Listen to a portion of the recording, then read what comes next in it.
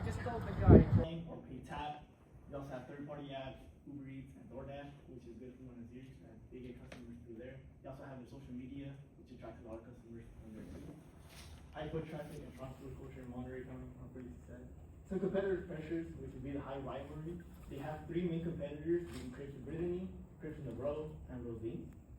My property do sell coffee, so Specific plan, which is this green colored surrounded area along the reservation road.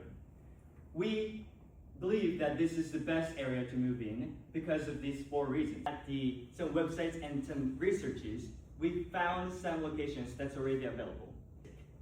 That's why we recommend moving into the existing location. So that we could easily compare those financial figures. It's going to be about 2,200 square feet, and the new location will be about $22 per square foot. We came to that number by surveying currently available commercial rentals in that specific area. Then to get the revenue, we took Montessori's average and overhauling management and creating the groundwork for a plan to open up a second location on Reservation Road in Marina. Montessori's will continue to be a beloved location in Monterey County where anyone from all walks of life can come and feel like family and enjoy delicious food like you see here. Year 1, all of the ROI would be negative, but when we move to year 2, it looks really good. You can get, in the best case scenario, up to 124% ROI, and in the worst case scenario, about 38% ROI on that initial investment. So for profitability timeframes, we want to know when will the business actually start to turn a profit. So our break-even point is going to be at 53 weeks, so that's going to be just in the beginning of the 2nd year. So in week 54, the business will become equipment, comes to a total of about $368,000 for the startup costs. Then there's regular expenses. We have fixed expenses like rent, insurance. That doesn't make sense to open up the second location. Now look at this chart. The red line shows the revenue, percentage of the revenue of the U.S. bakery and cafes. From 2025 to 2030, it's forecasted to grow. So that proves. What we know is Montessori Crepes get on average 60 walk-ins on average daily, serving free and convenience-based dining. So as of right now, And his dream is a family-owned cafe where people feel like home. so I'll be going to the terminal analysis of Montessori, the both strengths and some constraints that they have. So as Victor previously mentioned, they're located in prime downtown Monterey, which brings steady demand, a lot of local walk-ins, a lot of tourists and coffee, and especially Alexi. He's a great shift leader and has always come up with stuff and does quality work. Capacity, which kind of limits their revenue as they cannot house suppliers, which kind of fluctuates the price. So sometimes price can be too high and it eats on the revenue. Well, their slogan is memories made here, a family-friendly, relationship-driven experience. Abdallah is the owner. He's the hardworking, and if you've been there one time or 100, you'll feel at home. Never tried Montessori's crepes before. Thank you. So some of you guys know how tasty their products are, and friendly they are, and how much love they are in a downtown Monterey. Today, now, I saw some people didn't raise your hand, so that means some of you guys might not know. Members, I'm Naoki. I'm with Victor, Peter, Clara, and Jonathan, and we found some problems and the solutions to it. Now let's look at the content of review first. We'll go through background analysis, internal and external analysis, and the problem statement and solution. Victor, can you talk about it? Yeah. Montessori's was founded in fall 2021, right when COVID was starting to become less of an issue. CSUMB was reopening, and they have crepe recipes that are traditional in some ways, while combining that with Jordanian culinary influences. We decided that the presentation would probably walk figures. Well done.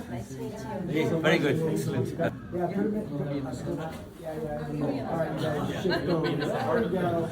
One more. Thanks for the Thank you. Presentation.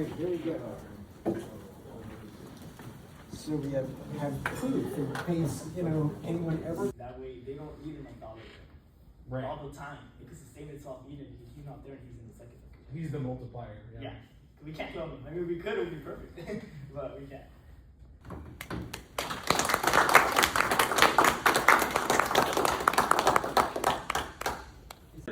In Marina, there's no direct competitor that sells crepes, but only two indirect competitors that are Of those revenues, which would be 100% of that, 125% of that, and 85% of that revenue.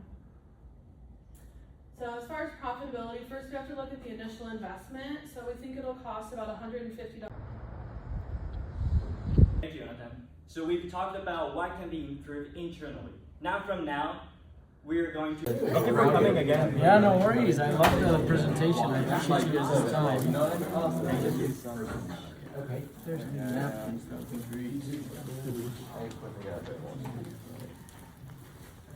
It's gonna be the first one. Yes, let's open it. Yes. That would be more potential incremental revenue. So to optimize the kitchen and dining area, what we know is managerial crepes get on average 60, but its physical constraints are limiting its potential revenue during busy hours. So a successful solution that we thought of is to first optimize its current location, and second, to work towards opening a second store. First of all, if the market is shrinking, then that doesn't make sense to open up the second location. Now look at this chart. The red line shows the revenue, percentage of the revenue of the U.S. bakery and cafes. From 2025 to 2030, it's forecasted to grow. So that proves it makes sense to open up the second cafe. Now the question is, where? Why do we choose Marina? We compared Marina with two other cities, Seaside and Salinas. And these are the 4 reasons that why we chose Marina. First of all, Marina is the only one city that has the solid future development plan. That's called the Downtown Vitalization Specific Plan. And that year, $163. And that leads us to calculate the annual rate per square foot of the $25 per square foot per year. This should be the adequate information for the owner of Manasiri Abdullah to calculate or know their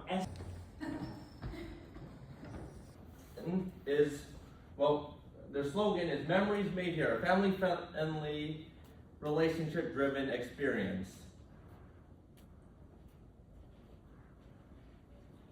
He's a hardworking 25-year-old fellow CSUMB student who's passionate about his work, and strongly values his close ties with his regulars and customers and employees, and his dream is a family-owned cafe where people feel like home. Clara and Jonathan. We've researched on Manasiri's crepes for this throughout the semester, and we found some problems and the solutions to it. Now let's look at the content overview first. We'll go through background analysis, internal and external analysis, and the problem statement and Average of cafe industry average of 3%.